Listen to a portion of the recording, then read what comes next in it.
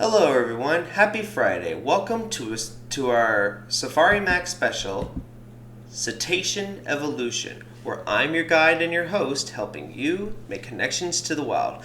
Or in this case, I'm making you the connections to the prehistoric past and learn how some of our beloved animals today started. Now, in terms of the tree of life, of the family tree of life, as I've mentioned, I wanted to showcase to you exactly how whales and dolphins went from land-dwelling creatures like this guy to become some of the most beloved and iconic animals that we know today. How was this, though?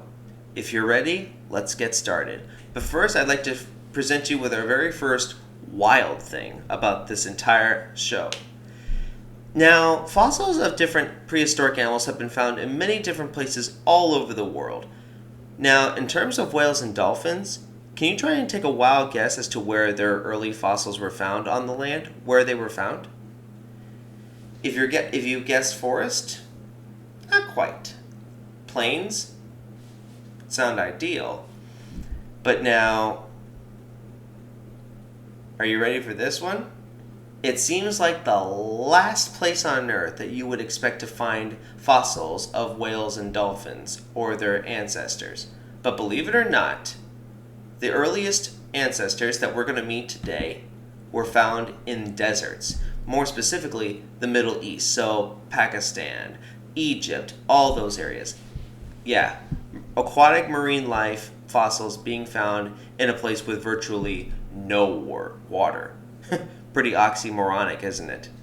If you're ready, though, let's just see how they started. First, we need to go back around 49 million years ago.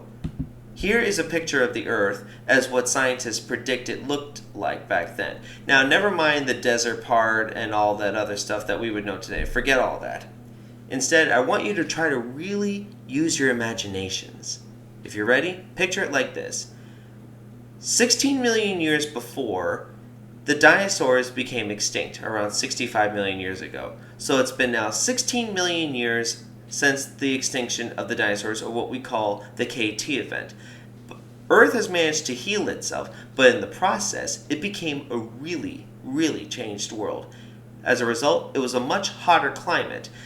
And as a further result, thanks to evidence from paleobotanists, that's scientists who study prehistoric plant life, they've been able to showcase that at one point, lush tropical rainforest was found on almost every single continent. They theorize it from the Arctic all the way down even to Antarctica. So here, as you can see, it was a global tropical rainforest, not any other kind of habitat. Imagine trying to find your own tree in that world. But now, I'd like to introduce you to one of the first ancestors. This was a creature called Ambulocetus. Try saying that 6 times fast. Anyway, the name in Greek translates to walking whale. As you can see, it looks a little bit somewhat like a mix between an otter and a crocodile. But this was a different kind of mammal that would evolve eventually one of the most magnificent of mammal dynasties, whales and dolphins. In fact, with another 10 million years of evolution, as you can see by this artist's recreation, the front feet are a little webbed. But now with another 10 million years of evolution, so that by 39 million years ago, the limbs, their legs, would eventually become flippers, and the tail itself would become a fluke. These creatures prowled in different places all over the world, preying on whatever they could. But now, here I'd like to just show you the complete skeletal structure of Ambulocetus. Take a really, really, really good long look. You're all set? Okay. Let's jump forward to 13 million years ago. 36 million years ago. So now, the world had changed rapidly. The global rainforests were gone. So now there was more open space. There wasn't so much trees. So from the early mammals that were probably no bigger than your house cat, they started to get big. And this also included the early ancestors. But there was another major change going on. The Earth, starting around 50 million years ago, scientists predict since then, up until as recently as the first ice ages, The world was just slowly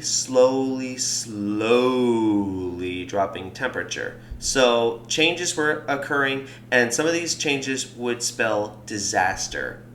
In a way, how is this evident? What we kind of know, for the first time in millions of years again, the Earth's poles were beginning to form ice or so. But that, like I said, that wouldn't be until much later. But the poles were beginning to freeze, and this was unfortunately throwing ocean currents into complete chaos. Fish stocks were disturbed so much that it even disrupted one of the top predators of the ocean, Basilosaurus. Now, when this creature was discovered, it was first thought to be a kind of sea marine reptile, so that's how they got the name Basilosaurus. It wouldn't be until much later that we discovered that this was in fact a kind of early whale mammal. But now, if you remember Ambulocetus, Ambulocetus was considered to be the official missing link to how whales evolved from the land to the water. This creature was discovered first, Basilosaurus, and then Ambulocetus was much later. This actually was discovered around the mid-1800s. Now, take a look at the body plan.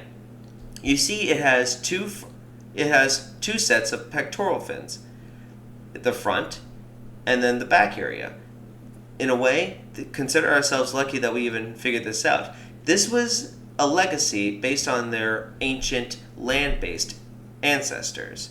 These were probably useless for swimming or even walking on, so instead they probably were used to help each other lock in whenever they probably decided to mate.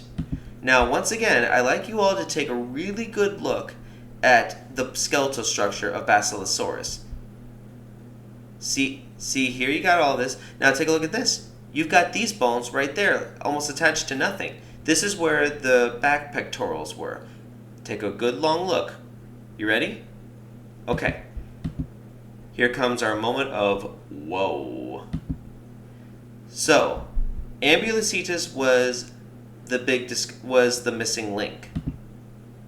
Basilosaurus was the clue that this was one of the ancient forms of the modern day whale, which later on dolphins would evolve too. Now look at Ambulocetus's legs. Look at Basilosaurus's legs. Here comes the biggest evidence. Ready? Whales and dolphins today. This is the skeletal structure of a bottlenose dolphin. You see these two tiny limbs in the back. They've lost those flippers, yet the bones are there. So ladies and gentlemen, you have just seen proof how we can actually connect the whale to a land-based past.